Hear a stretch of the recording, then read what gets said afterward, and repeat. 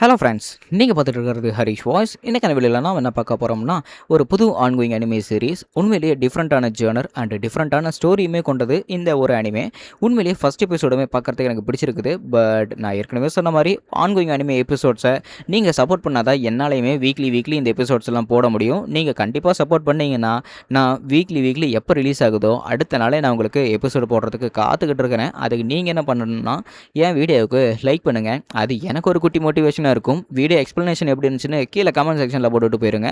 உண்மையிலேயே அனிமே சும்மா தாறுமாறாக இருக்கும். மறக்காமல் ஸ்கிப் பண்ணாமல் பாருங்கள். சரி, வளவலன்னு பேசாமல் வாங்க நம்ம இன்றைக்கான அனிமேவை பார்க்கலாம். இன்றைக்கி நம்ம பார்க்க போகிறது demons of the shadow realm episode 1. எபிசோடோட ஸ்டார்டிங்லேயே ஏதோ ஒரு குட்டி கிராமத்தில் அந்த இடத்துல அலறல் சத்தம் கேட்டுக்கிட்டு இருக்குது. அதே சமயத்தில் இடி மின்னல் புயல் அப்படின்னு காற்று சும்மா பலமாக வீசிக்கிட்டு இருக்குது. யார் அப்படி அலறதுன்னு பார்த்தா தெரியுது, ஒரு தாய் தன் குழந்தைங்களை பெற்றெடுக்கிறதுக்காக அவ்வளவு கஷ்டப்பட்டுக்கிட்டு இருக்கிறாங்க. ஆனால் அங்கே வைத்தியம் பார்த்துக்கிட்டு இருக்கிற பாட்டி, நீ இன்னமும் அந்த குழந்தைய பெற்றெடுக்காமல் இருக்கிற அப்படின்னு அந்த பொண்ணை பிடிச்சி வஞ்சிக்கிட்டே இருக்கிறாங்க. அண்ட் அதே சமயத்தில் அந்த குழந்தைய பெற்றெடுக்கிறாங்க. 2 குழந்தை பிறக்குது. ஆனாலுமே இவங்களுக்கு ஒரு பெரிய பிரச்சனை. ஸோ அந்த பாட்டி ஒரு குழந்தைய பார்த்து, நீ கண்டிப்பாக டேமன்ஸை ஆள போகிற பாரு அப்படின்னு அந்த பாட்டி சொல்லிடுறாங்க. ஸோ அவங்க அப்பாவுக்கு ஒரு பெரிய பதட்டமாகவே இருக்குது. காரணம், ஒரு குழந்தை நைட் நேரம் பிறந்தது, இன்னொரு குழந்தை விடிய காலையில் பிறந்தது. ஸோ ஒரு 2 குழந்தையுமே வெவ்வேறு நேரத்தில் பிறந்ததுனால இவங்களுக்கு ஒரு பெரிய பிரச்சனையாகவே இருக்குது. அதை இவங்க அப்பா ரொம்பவே ஒரு பெரிய பிரச்சனையாக பார்த்துக்கிட்டு இருக்கிறாப்புல. ரொம்ப வருஷம் கழித்து அதுக்கப்புறம் ஒரு காட்டுக்குள்ளே ஒரே ஒருத்தன் பார்த்தீங்கன்னா வேட்டையாடுறதுக்காக இங்கே காத்துக்கிட்டு இருக்கிறான். ஒரு பறவை அங்கே இருக்குது. அந்த பறவையை சும்மா எய்ம் பக்காவாக வச்சுக்கிட்டு இருக்கிறான். ஸோ இவன் தான் நம்ம ஹீரோ. இவனோட பேர் யூரு. ஸோ யூரு அந்த பறவையை கரெக்டாக எய்ம் பண்ணி அடிக்கிறான் பாருங்க. அடித்த அடி அந்த மாதிரி. ஸோ பையன் கரெக்டாக அடிச்சிட்டான். அந்த பறவையும் செத்து போச்சு.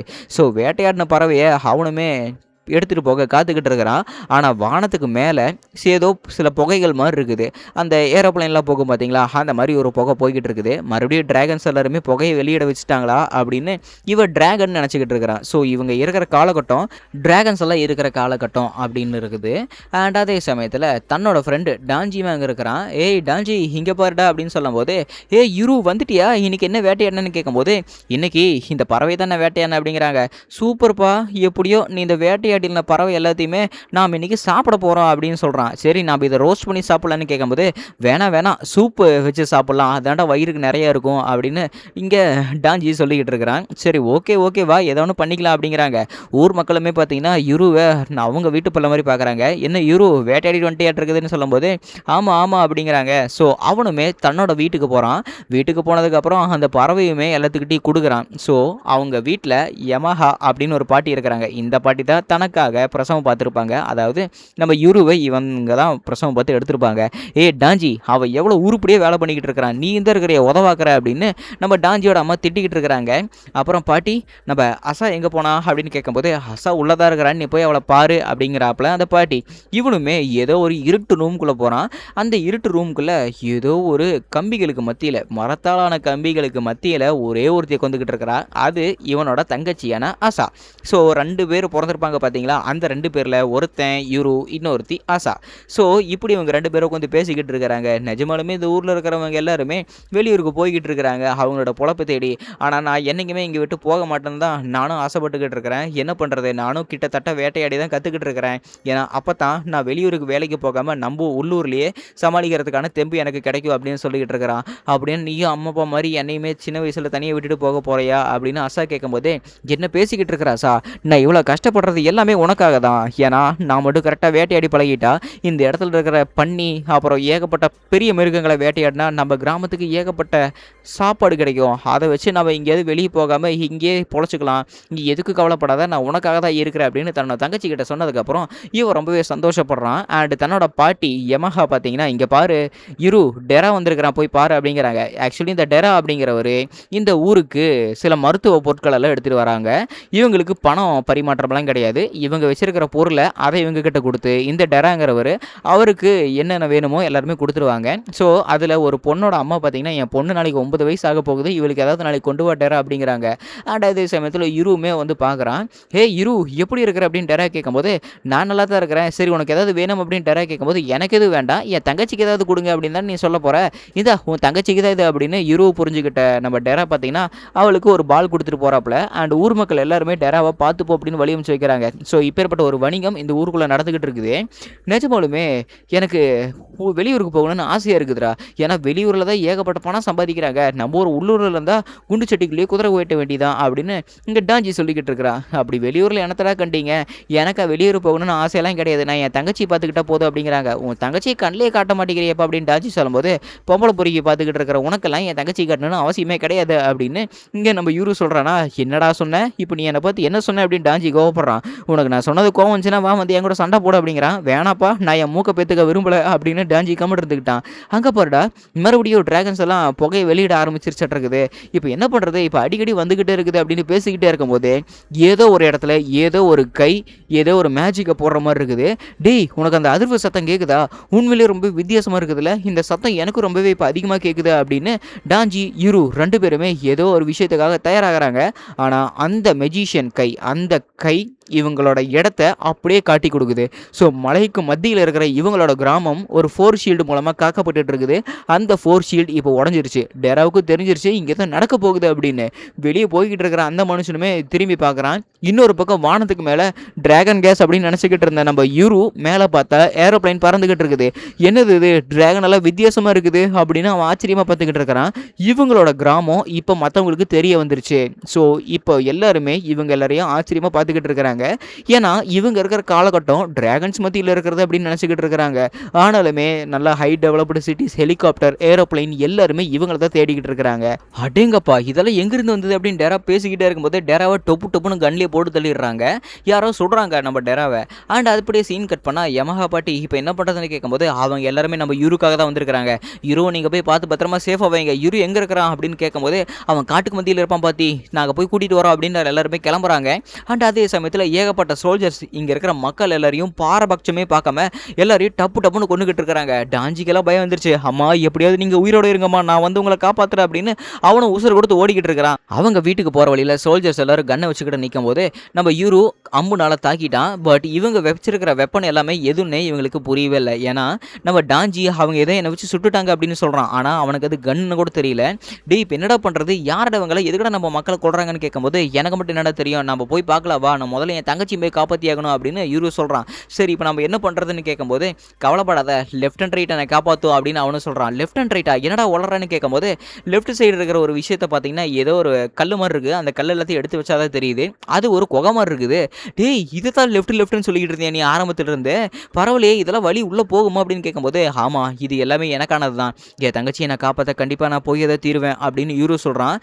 சரி நீயும் பார்த்து பத்திரமா வா அப்படின்னு அவனும் பின்னாடி ஃப்ரெண்ட்ஸ் எல்லாம் வர அவனும் இங்கேருந்து ஓடி போய்கிட்டு இருக்கிறான்.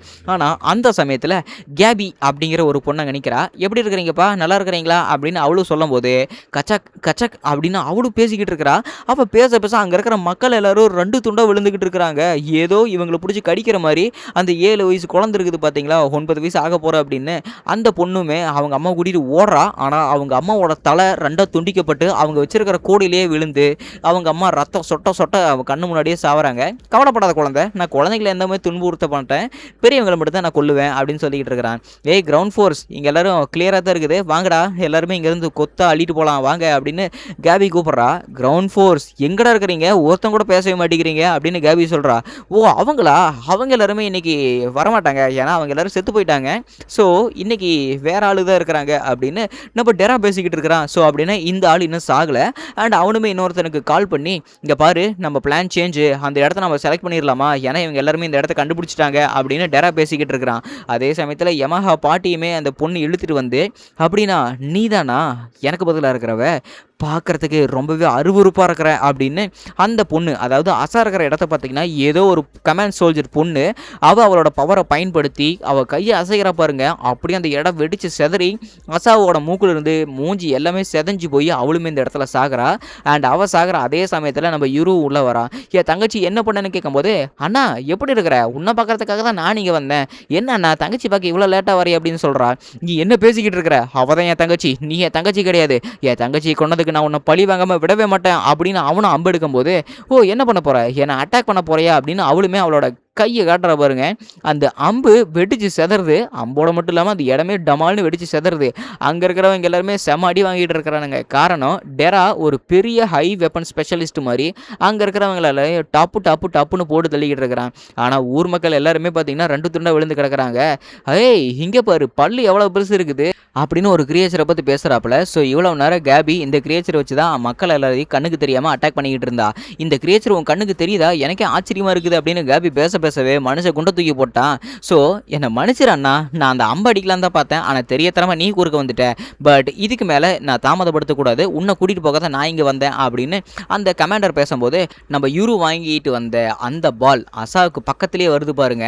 கரெக்டாக அந்த பாலை தொட்ட அடுத்த செகண்டே அவளோட ரத்தத்துலேருந்து ஏதோ ஒரு பேய் மாதிரி வந்து அந்த கமாண்டரை பிடிச்சி கழுத்தை நெரிக்க, இங்கேருந்து போயிரு யூரு, ஏன்னா இந்த இடத்துல நீ வரக்கூடாது அப்படின்னு அவங்க பாட்டி அம்மா கத்துறாங்க.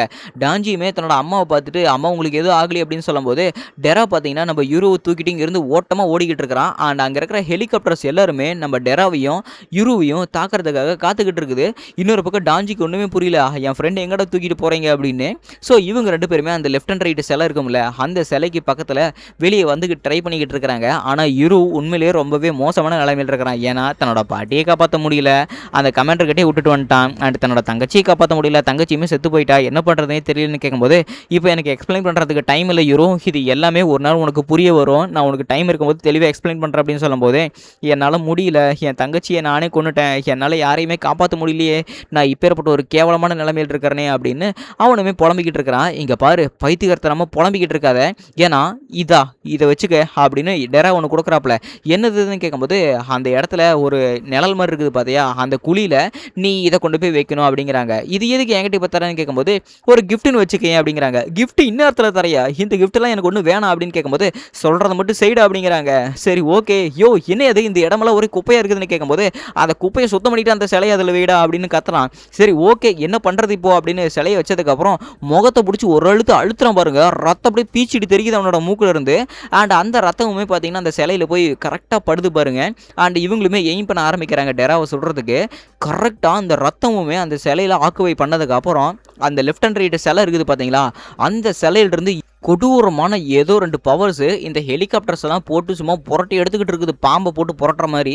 அண்ட் இவங்க எல்லாருமே அந்த ஹெலிகாப்டர்ஸை பார்த்து வாயை பொழந்துக்கிட்டு இருக்கிறாங்க. என்னடா நடக்குது, அந்த இடத்துல ஏதோ வித்தியாசமாக நடக்குது அப்படின்னு பார்க்குறாங்க. அந்த ஹெலிகாப்டர்ஸை ஏதோ 2 ஆக்ரோஷமான மிருகங்க அதை போட்டு தள்ளிக்கிட்டு இருக்குது. இவங்களுக்கு ஒன்றுமே புரியல, யூரு எல்லாம் வாயை பொழந்துக்கிட்டு இருக்கிறான், வாடா சீக்கிரம் ஓடலாம் அப்படின்னு எல்லாருமே டெரா யூரு 2 பேர் ஓடிக்கிட்டு இருக்கிறாங்க. கேபியுமே பார்த்து ஐயோ இந்த மலையை விட்டு நான் இறங்கலான்னு பார்த்தேன், ஹெலிகாப்டர்ஸ் வேறு போட்டு தள்ளிட்டீங்க, சரி பரவாயில்ல விடு, நடந்து போகிறது நமக்கு ஒன்றும் புதுசு கிடையாது, எனக்கும் கடுப்பாக இருக்குது அப்படின்னு காபி அவளோட அந்த கிரியேச்சர் கிட்ட பேசிக்கிட்டு இருக்கிறாளா. இன்னொரு பக்கம் டெரா கண்ணு முழிக்கிறான், உனக்கு எதுவும் ஆகலையே நீ எந்திரி அப்படின்னு இரு கூட சொல்லிக்கிட்டு இருக்கிறான். அண்ட் இங்கே பாரு நம்மளோட மாஸ்டர் ஒரு குட்டி பையனா, எனக்கே ஆச்சரியமாக இருக்குதுப்பா அப்படின்னு புகையிலிருந்து ஏதோ ஒரு வித்தியாசமான குரல் கேட்குது. யாருன்னு பார்த்தா 2 வித்தியாசமான கிரியேச்சர் நின்றுக்கிட்டு இருக்குது. இவங்கெல்லாம் யார் அப்படின்னு இரு கேட்கும்போது இங்கே பாரு இவங்களுக்கு பல பேர் இருக்குது, கோஸ்ட், ஸ்பிரிட், மான்ஸ்டர், இன்னும் ஏகப்பட்டது இருக்குது. ஆனால் நம்ம மக்கள் இவங்களை கூப்பிடுறது டேமன்ஸ் தான் இவங்களோட உண்மையான பேர் அப்படின்னு டெரா சொல்கிறான். அண்ட் 2 வித்தியாசமான கிரியேச்சர் நம்ம யுருவை மாஸ்டர் அப்படின்னு சொல்லிட்டு வந்து நிற்குது. அதோட எபிசோட் முடிக்கப்பட்டதே.